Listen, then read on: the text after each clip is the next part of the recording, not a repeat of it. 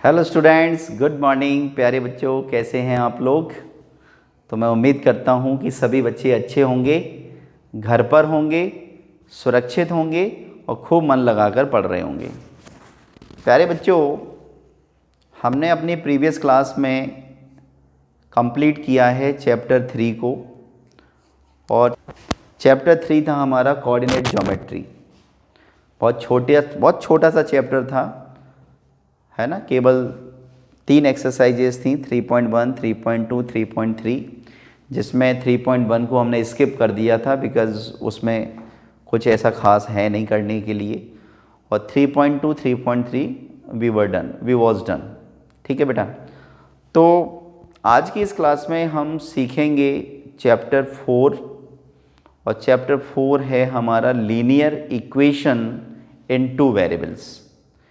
तो प्यारे बच्चों, linear equation in 2 variables is one of the very important chapter in class 9th, because the same chapter you will study in class 10th also।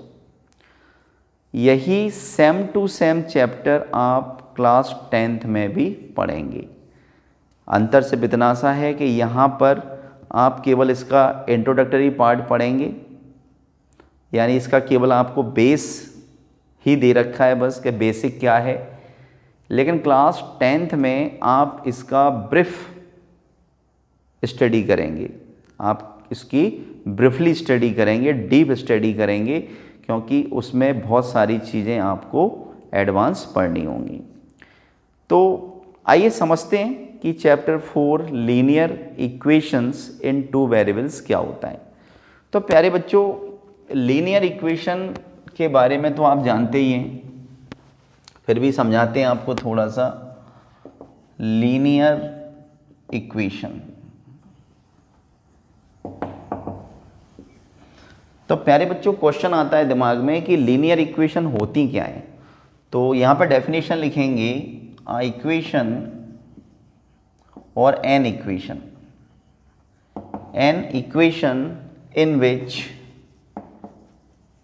in which the highest power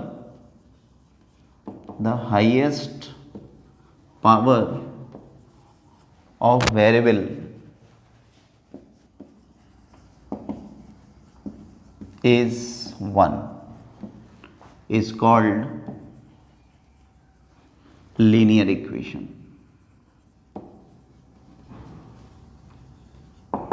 linear equation, प्यारे बच्चों, हम ऐसी equation को linear equation कहते हैं जिसमें variable की highest power 1 होती है। अंडरस्टूड? जैसे for example ax plus B equal to 0। तो आप देखेंगे ax plus B equal to 0, this is the type of, या this is the general form of linear equation in 1 variable. ये 1 variable में प्यारे बच्चों लीनियर इक्वेशन है। क्यों? क्योंकि इसमें x वेरिएबल है और उसकी हाईएस्ट डिग्री कितनी है? 1 है। अंडरस्टूड? तो लीनियर इक्वेशन तो आप समझ गए कि जिसमें वेरिएबल की हाईएस्ट पावर कितनी हो? 1 हो। बट प्यारे बच्चों, हमें पढ़ना है लीनियर इक्वेशन इन 2 वेरिएबल्स, मतलब ऐसी इक्वेशन जो लीनियर होने के साथ साथ उसमें 2 वेरिएबल्स हों। अब वो 2 वेरिएबल x और y हो सकते हैं, y और z हो सकते हैं, कुछ भी हो सकते हैं, लेकिन वेरिएबल कितने होंगे? Only 2।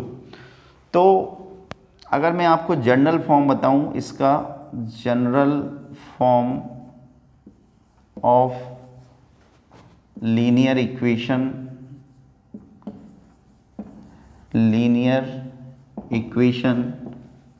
in 2 variables.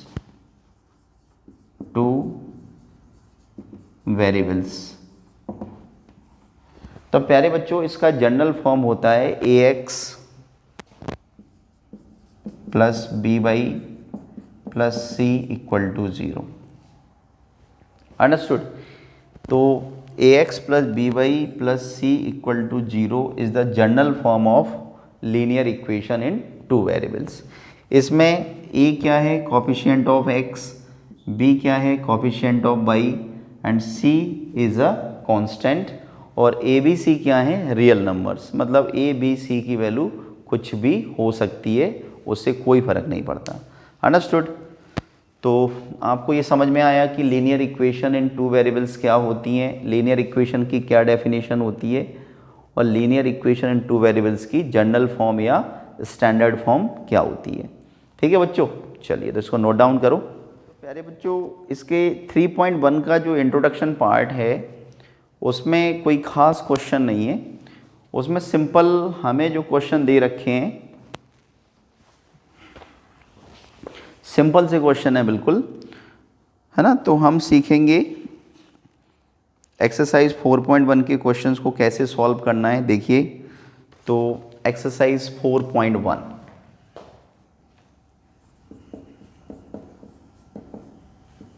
Maths NCERT. तो क्वेश्चन नंबर 1 क्या है प्यारे बच्चों, देखते हैं। इसमें लिखा है the cost of a notebook is twice the cost of a pen. Cost of a pen, किसी नोटबुक की जो कॉस्ट है वो पेन की कॉस्ट की ट्वाइस है। ट्वाइस का मतलब होता है दो गुनी। Write a linear equation in two variables to represent this statement. इस स्टेटमेंट को रिप्रेजेंट करने के लिए हमें एक linear equation in two variables form करनी है प्यारे बच्चों। और नीचे हमें दे रखा है take the cost of a notebook to be ₹X and that of a pen to be Y। यानी हमें नोटबुक की कॉस्ट को लेना है X और पेन की कॉस्ट को लेना है Y। तो देखिए बच्चों, क्वेश्चन नंबर 1, तो हम इसमें लेट करेंगे, let the cost of a notebook be ₹X and that of a pen be ₹Y। तो प्यारे बच्चों, हमने क्या लेट कर लिया, हमने लेट कर लिया कि नोटबुक की जो कॉस्ट है वो X रुपये है और पेन की जो कॉस्ट है वो Y रुपये है।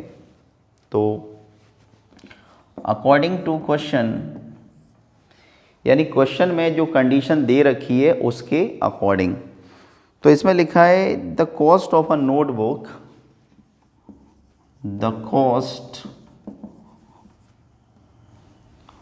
Of a notebook equal to twice. Twice का मतलब होता है 2 का मल्टीप्लाई, तो twice the cost of a pen. तो हमें क्या बोला है क्वेश्चन ने, क्वेश्चन ने हमसे बोला है कि नोटबुक की जो कॉस्ट है वो पेन की कॉस्ट की ट्वाइस है। तो वेरी इजी, हमने नोटबुक की कॉस्ट को क्या माना है X और हमने पेन की कॉस्ट को क्या माना है Y, और 2 का मल्टीप्लाई कर दीजिए तो X, अब 2Y को ट्रांसफ़र कीजिए तो X minus 2Y equal to 0।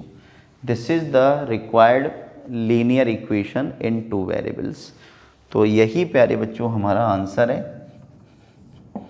यानी हमने क्या किया कि क्वेश्चन में जो कंडीशन हमें दे रखी थी उस कंडीशन का यूज़ करके हमने linear equation in two variables बना दी। ठीक है बेटा, चलिए तो इसको नोट डाउन कीजिए। बच्चों देखते हैं question number 2 of exercise 4.1। Question number 2 में लिखा है express the following linear equation,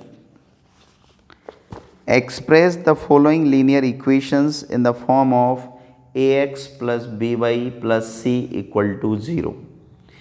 यानी हमें गिवन इक्वेशंस को ax plus by plus c equal to 0 के फॉर्म में लिखना है and indicate the values of a b c in each case. और प्रत्येक केस में हमें a b व c की वैल्यू बतानी है। ठीक है बेटा, तो देखते हैं, it is very easy. Question number 2, तो 2 का फर्स्ट। तो क्वेश्चन है 2x plus 3y equal to 9.35 बार। क्या है क्वेश्चन? क्वेश्चन है 2x plus 3y equal to 9.3 बार। अब बार का मीनिंग सभी बच्चे जानते हैं। चैप्टर 1 नंबर सिस्टम में आपने सीखा है कि रियल नंबर्स जो होते हैं वो रैशनल और इरेशनल नंबर से मिलकर बनते हैं, और जो रैशनल नंबर्स होते हैं वो भी दो टाइप के होते हैं, terminating and non terminating. Non terminating भी दो टाइप के होते हैं, नॉन टर्मिनेटिंग बट रिपीटिंग और non terminating and non repeating. तो ये जो 9.3 बार 5 के ऊपर जो बार लगा है प्यारे बच्चों, तो ये क्या है? Non terminating but repeating. तो हमें इस linear equation in two variables को किस फॉर्म में लिखना है? स्टैंडर्ड फॉर्म में, मतलब ax plus B Y plus C equal to 0 form में। तो कैसे लिखेंगे? 2x प्लस 3y माइनस 9.35 बार इक्वल टू 0।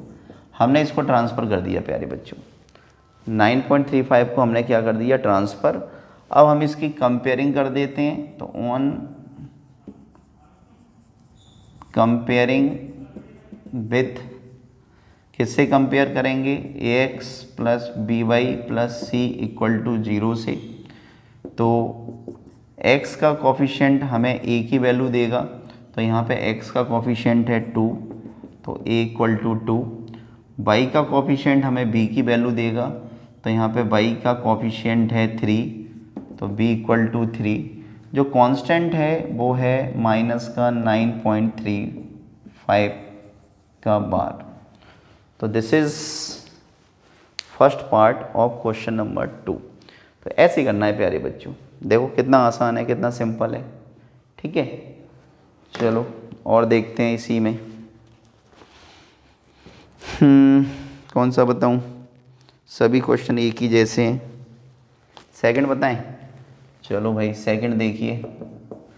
सेकंड क्वेश्चन में लिखा है x minus Y upon 5 minus 10 equal to 0।